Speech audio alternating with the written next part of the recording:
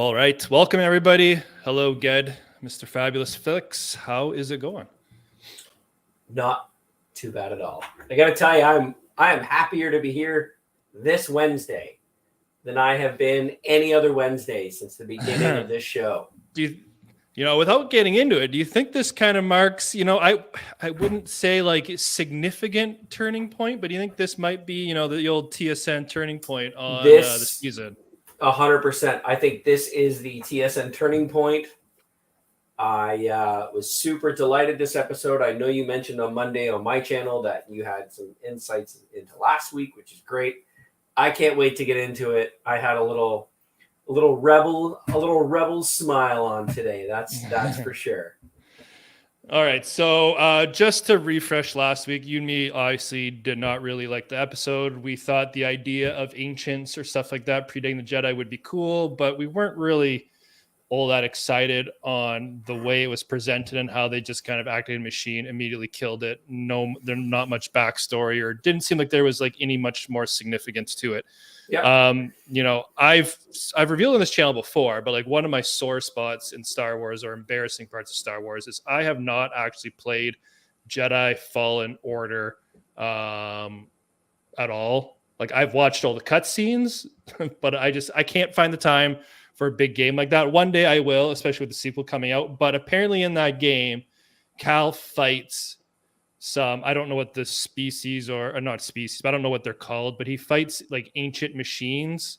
It wasn't the same as that giant planet killer, but they were like more human sized, but the same thing, like that stainless steel metal, like the wide shaped head. And they're referred to as ancient stuff in that as well. So I believe, tell us in the comments. I believe that was a tie-in to Jedi Fallen Order, which again, it's one thing to connect movies and live-action TV shows to animation. I feel like that's easy for fans to make the stretch, but to like get up and nerdy with the video games, I imagine everyone who played it loved that moment. But for me, it was one that obviously went over my head. Now that I know that, I think it would be a cool nod had I known it. Yeah. But it's still, I still think maybe they could have did a little bit more of it if that was the introduction in an actual, non-video game property. Yeah, that's fair. Yeah, I played a little bit of the game. Yeah. I didn't finish it by any means, but I dabbled in it for a while. Super cool game. Yeah. Okay, so let's get into this week's episode 6, called Tribe. Pretty much we see a deal. I love when they show like just random space stations. There's not enough like just floating space stations, space ports, space platforms, whatever you want to call it in Star Wars. Yeah. The only ones we ever really get are Death Star. So, apart from video games, it's nice to see like basically a transportation hub sort of thing. We get, I believe it's the Vanguard faction of basically droids. I don't know if some sort of sentient species controls said droids, but they were dropping off some fake IDs. And Omega senses something's not up, and she finds a small Wookiee being tortured. And we all know from the trailer that small Wookiee would be Gungi. Yeah. So, depending on how some people feel about that, another Jedi who survived Order 66. So the list keeps getting bigger. Gungi was Rebels, correct? I said that. No, Gungi was Clone Wars. Yeah, he was in the. I misspoke. Yeah, he was the Ahsoka episode where they'd find their crystals. Correct. Yeah, and they entered the cave. And then they were also on the ship when it got taken over by Hondo. That's right. Those 2 episodes. As soon as I said Rebels, I was like, oh, wait a minute. No, Clone Wars. Yeah. So I know we're getting another Jedi, but I don't know. I don't know how you can not like Gungi. Love Gungi. With little tooth up there. Yeah, the one little snaggle tooth hanging out. And he's quite crafted with the saber.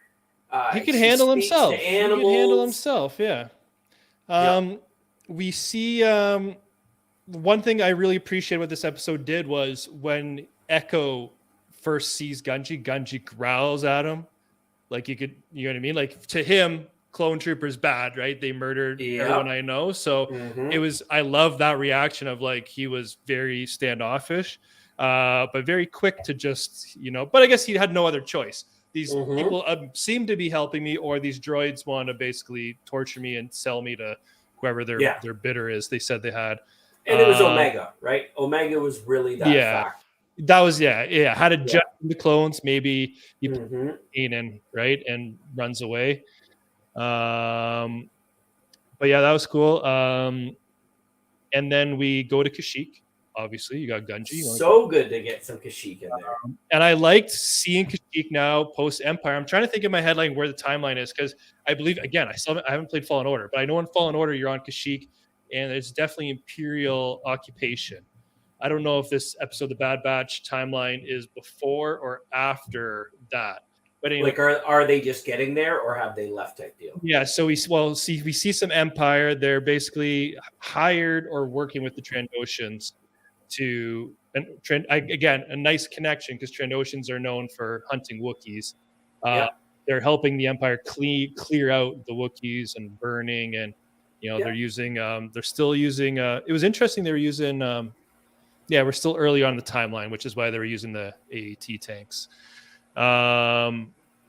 But yeah, so I thought that all made sense. I thought the battles were neat. Great. I thought, everything was fine, fine with that scenario. Do you have anything positive else you want to say? Because I got a few nitpicks.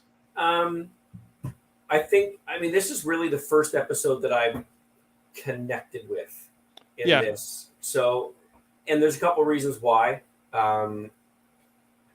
I think and I know they've tried to do a good job of Omega being a kid, but she's really part of the squad. Yeah. There's a point where he's speaking to the leader of the Wookiees, Yami. I wrote down Yana. Yeah. And he's like, they're just kids, even though they're not allowed to be. And these are two highly gifted young humans. Yeah. Whether it's Omega, whether it's Gungi, I thought they did such a good job. I was finally emotionally invested in the fight scene. I love the Trandoshans. Having Gungi in it made me super happy. I mean, yeah. Yeah, So I don't know. Hold on. So what were your nitpicks? What weren't you vibing? Let me see. This might seem real nitpicky to you. Where was it? Oh, so this is one we've talked about a lot. I think it was Hunter, called his lightsaber a laser sword. It drives me nuts. Why? The clones worked side by side with Jedis, and it was not always 99. Called lightsabers. They did with Anakin. Yeah. Well, they came in. We saw them come in for that special mission with Anakin. Yeah. You know what I mean? Like, and we argued about this before. I think it's an ode to the Skywalker trip still. There's always the joke about, what do you think I'm going to show up with my laser sword and it's all going to be over? And that's something that's one of the things I hate most about Last Jedi. Well, not most, but that's one of my nitpicks of Last Jedi too. Like, why? It's universally known as a lightsaber. It's like why do we got to start calling it a laser sword? I digress. Again, that might, I know you don't mind it. It might just be me, but that's one of my pet peeves with Star Wars is calling it a laser sword. All right. What else was that I have here? This, I don't know if I could really explain this, but there was a weird shot kind of once the battle was over. Omega with urgency was like, oh my God, the fires are spreading. And then it just kind of like flashed to like holding one shovel and everything was just magically out and they were walking. Like it felt so, it felt like they just totally deleted a scene there. Like 100%. It was, I don't know if it was awkward editing or something. It was a weird it was a weird transition. Yeah. And then the other thing, again, this isn't really a Bad Batch problem. This is more of an animation thing. Even the Rebels animation and the Clone Wars animation, they have not really been able to do Wookiees very well. Like the hair, I mean, they're just so blocky. Whereas I watch cheap children shows with my children all the time, and the hair on animals and like stuff like people and stuff like that blows that out of the water. Again, I don't know if it's inherent to the style. I don't know if it's like we need to save on production, and instead of animating every single hair and giving it physics, we're just gonna do big chunky blocks. But again, it's the slightest nitpick, but it just that's a little nitpicky. I know sometimes it takes me a little out of it. Like, and again, I think the rest of the animation is gorgeous. it's just something with the Wookiees is a little slightly off. And again, that's not has nothing really to do with this episode. That's just the entire animation style for the series in general. Fair. It just reminded me of it. But that's really it. I did have a lingering question though. The one clone trooper said, "Oh my God, a Jedi! We need to report this." Did that clone trooper report it, or did he just go with the Trandoshans? I bet you figured like in their hierarchy of things you see on the battlefield, that has got to be escalate as fast and far up the chain as possible. Basically I'm wondering, is there going to be a batch of like an Inquisitor being sent out to Kashyyyk to snuff out the Jedi that,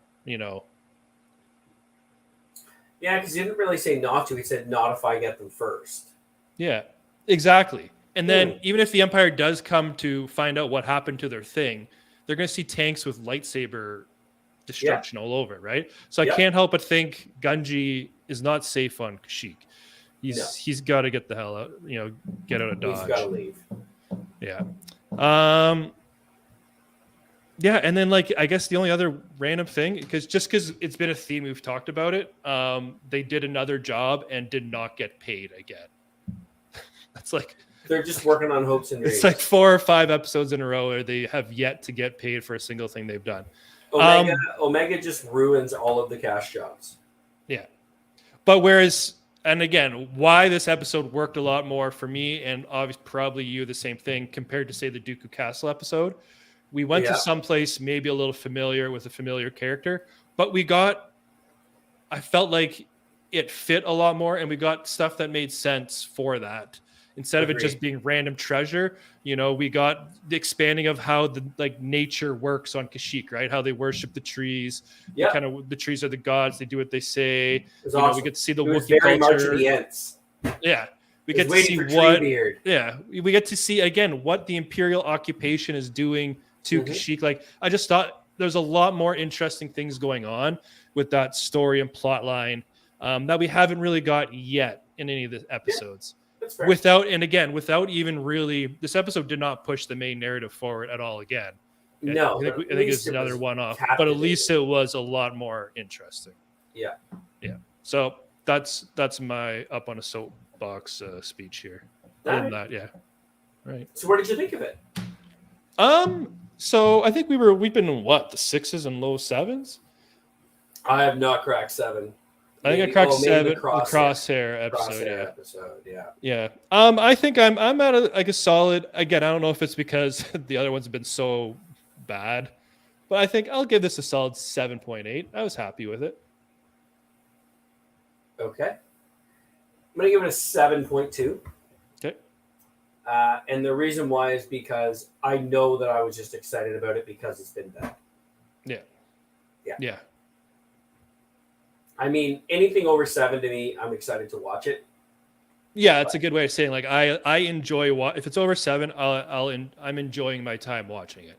Yeah. If it starts to creep in that 6-5 category, it's kind of I just why go for the motions. Here? What am I going to talk about on Wednesday night? But in the 7s, I'm enjoying the view. In the 8s, I've been captivated and I want more. In the 9s, I'm crying on my couch at the end of it. Yeah. Asking your wife for another box of Kleenex. That's right. But I did. I enjoyed it. It was a low 7.2. Yeah, there were definitely looks like what was an editing error too.